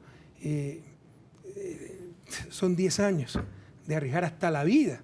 Acuérdate, ahí hemos encontrado una serie de videos donde en cada reunión con empresarios decía, denuncien si alguien les propone una coima. Y si ustedes dan coima, serán sancionados si se lo descubre. Tuve que declarar a Petroecuador en emergencia, ya se olvidan. Meter la marina, porque todo era podredumbre. ¿Ya? Se limpió toda esa corruptela institucionalizada, registro civil, aduana, migración, telefónica. ¿Y qué de esta corruptela? Que quede en el Vaticano, quede en Europa con el caso Siemens, quede en otros 11 países de América Latina y del África, pero solo aquí es que llaman a la ONU, solo aquí es que hacen Comisión Anticorrupción y solo aquí es que hacen aparecer que el 24 de mayo se luchó contra la corrupción. Y en cuanto a arriesgar hasta la vida, hay que recordar tan solo el 30 de septiembre de 2010. ¿No? Sí, pero ¿tú crees que no es arriesgar la vida a incautarle las 200 empresas a los Isaías? Esa gente mala que te puede mandar a matar. ¿Qué otro gobierno hizo eso? Usted se ha hecho muchísimo, pero la memoria es frágil. Me preguntaba qué estaba leyendo. Sí. Un libro complicado. La razón populista de Ernesto Laclau. Ay, bien estupendo complicado. pensador argentino. Sí, pero habla de semiótica, de cosas que no domino, psicología de masas. Sí, pero recupera el concepto de populismo. Sí, pero me obligo a leerlo precisamente por aquello. No es lectura que elegiría por placer, ¿no? Y a mí me gusta leer muchos libros a la vez, entonces por ahí hay algunos otros. ¿Y novela? ¿Literatura? No es mi género literario favorito. La novela histórica sí, bien hecha. La última novela que leí me parece que es Manuela de Tania Roura. Pero Nuestra prefiero... Manuela. ¿Ah? Nuestra Manuela. Sáenz. Prefiero el relato o novelas históricas bien hechas. ¿Y hay algún escritor? O los análisis contemporáneos, las obras de Joseph Stiglitz, etc. Noam Chomsky. y algún ecuatoriano por ahí, Bolívar Echeverría. Bueno, sí, pero Alfonso Rumazo González, ¿no? Fue ecuatoriano, pero vivió toda su vida en Venezuela, pero tiene obras maravillosas sobre Bolívar, Manuel Sáenz, Sucre. Me gusta mucho leer sobre eso. Ajá. La historia. Sí. Biografías. Biografías. Bien hechas. De ahí se aprende mucho. Sí, por supuesto. Ajá. Pero de la literatura también se aprende mucho. Claro, pero nuevamente te digo, son placeres que no son tan urgentes, ¿no? Más que placeres, son opciones que no son tan urgentes de utilizar o de atender. Entonces prefiero, y cuesta eso, porque yo leo mucho, pero muy pocas veces por placer, ¿sí me explico? Sí. Sino por informarme para prepararme mejor y poder responder mejor a mis obligaciones. Por suerte hay hoy los flash memory y todos esos aparatos, pero si no, llevarse todo el cancionero de la música ecuatoriana a Bélgica hubiese sido una... Pues sí me lo estoy llevando. Sí, Tengo un disco duro con claro, por eso. cuántos miles Sí. de canciones. Sí. ¿Es real eso, que se sabe todas las letras de todas las canciones? No todas. Pero si me preguntas la segunda estrofa del himno de los bomberos de Chunchi, también te la canto. ¿Por qué? ¿Por qué, digo? Porque siempre me han gustado las peñas, siempre me ha gustado la música y no tengo tan mala memoria para esas cosas. Para otras cosas, yo soy capaz de memorizarte una canción si la escucho solo una vez. Para eso tengo buena memoria. Pero yo tengo que tener un asistente solo para que me recoja el iPad cada vez que se me olvida. O sea, yo olvido todo, llaves, gafas. ¿Y el gato se va para Bélgica? Sí, no, yo, todo un trámite eso. Ha costado como $800 vacunarlo, chip. Hay que llevarlo a inscribir al aeropuerto. No, pero también me refería al gato que ponía las canciones en las sabatillas. Ah, el otro gato Sí, no, pues sí. no lo he visto. Yo decía, lo va a vacunar al gato. Un abrazo al gato. Sí. Bueno, probablemente le hace falta. Al Maggi tampoco lo he visto. Mira, ahorita que siempre preguntan qué extraña la presidencia, los amigos, ¿no? Ajá. Los colaboradores. ¿Y en Bélgica cuál es el proyecto? Digo, la familia, el principal, probablemente. Y en estas enormes inquietudes suyas, ¿cuál va a ser el proyecto? Quehaceres domésticos. Sí. ¿Cuál es el problema? No, ninguno. No, mira, ya tengo varias propuestas incluso de cátedra, pero una sola vez por semestre y el resto por internet, y conferencias. Obama cobra $400.000 por una conferencia. Sí. Algunos pagan muy bien por las conferencias. Entonces estamos creando el Instituto de Pensamiento Político y Económico Eloy Alfaro y vamos a hacer la Fundación Eloy Alfaro para coordinar las conferencias, hacer pensamiento político. Pero ya Alianza País tenía el Instituto de Pensamiento Político, entonces la fusionamos, va a ser independiente Alianza País y va a ser Instituto de Pensamiento Político y Económico Eloy Alfaro. Vamos a tener análisis económico, vamos a tener análisis político, básicamente encuestas. Coordina mis conferencias y publicaciones, si es posible una revista trimestral, cuatrimestral, y generar pensamiento político y económico. Eso es importante. Entonces yo de Bélgica pues contribuiré a todo aquello y si nos va bien abriremos oficinas en Bruselas, veamos cómo nos va. ¿Y a Ecuador cada qué tiempo volver? O sea, si me invitan a una conferencia, algún evento, ¿no? En noviembre estaré en Colombia, que me invitaron a una conferencia. Tengo muchísimas invitaciones en todo el mundo, ¿no? Para conferencias. Y ese es un mundo que a usted le fascina. Por supuesto. Ajá. Sí, a mí me gusta la academia. Ajá. Me gusta transmitir ideas, no me gusta hablar, me gusta decir. Este libro, Algunas son gratis, las conferencias, muchas de ellas son gratis. Pero cuando es un seminario pagado, o una institución poderosa, una petrolera que quiere que una conferencia, por supuesto que se cobra. este libro debió salir muchísimos años antes. Sí. Todo se trastornó con el Ministerio de Finanzas de Alfredo Palacio, que ahí empezó esa carrera política. Y usted dice, pero me ayudó mucho esos 3 días que tuve que pasar obligadamente descansando en Cuba. Sí, esta es una recopilación de artículos que había hecho de finales de los 90, ¿no? Y pude pues darle una armonía, ponerlo en conjunto y hacer un libro, pero me ayudó mucho esos 3 días aislado en Cuba. Ajá. Y en la cama, pues no, podía trabajar todo el tiempo. Continuando con lo anterior, ya sin bromas necesito trabajar, ¿no? Porque pese a que uno tiene una pensión vitalicia, allá tengo que alquilar casa, porque yo tengo un pequeño estudio, pero es para 2 personas, no entramos con Miguelito. Mi hija tiene beca, pero... ¿Cuál de las dos? Las 2 tuvieron beca, pero una acabó la carrera y quiere hacer otra maestría, la mayor, lo cual es una buena noticia porque se me venía un año un vago. Íbamos a estar nosotros en Bélgica y en Ecuador. pero decidió hacer una maestría en agroecología en Bélgica, pero ya no es beca, ya no tiene beca. O sea que la familia se vuelve a juntar. Sí, gracias a Dios, por eso es los motivos para ir a Bélgica. Pero deja acabar de contarte. Y entonces, la maestría es barata, pero va a tener que vivir en la frontera con Luxemburgo, otro arriendo. Y Anne-Dominique tiene su beca del gobierno francés, pero ya le toca el último año en París. Los departamentos son uno de la cara y la mitad del otro. Entonces me va a tocar dar. Y no me alcanza, tengo que trabajar. Dando conferencias. Entre otras cosas, ¿no? También estoy haciendo un par de libros, un poco más, como 5 libros. Que se terminarán pronto esos libros, ¿no? Y será Random House. Ojalá. La editora. El uno se llama El enigma del desarrollo, es más o menos la idea que te decía, Ya. porque América Latina no se desarrolló y América del Norte sí. El otro es sobre mis queridos amigos de la prensa, ¿no? Sobre la libertad de prensa. Es terrible. El poder sin contrapoder. No sé si lo leí hoy o ayer en El Universo, pero se preguntaban, ¿dónde estará María Duarte? Porque tiene que comparecer a la Esa es la presentación. miseria humana, ¿no? Y hoy día... Tania Tinoco incluso dijo que ya estaba fuera del país. Y hoy día, primero está invitada mañana con Carlos Rabascal en ¿cómo se llama? El pensamiento crítico. Perdón por olvidarme del programa. Ella está invitada y yo no lo podía creer. No lo podía creer. Estaban diciendo que está desaparecida, que no Esa es la de miseria paradero humana. desconocido. Y eso es todos los días, sembrar incertidumbre, dudas, difamar, todos los días. Y le llaman eso libertad de expresión.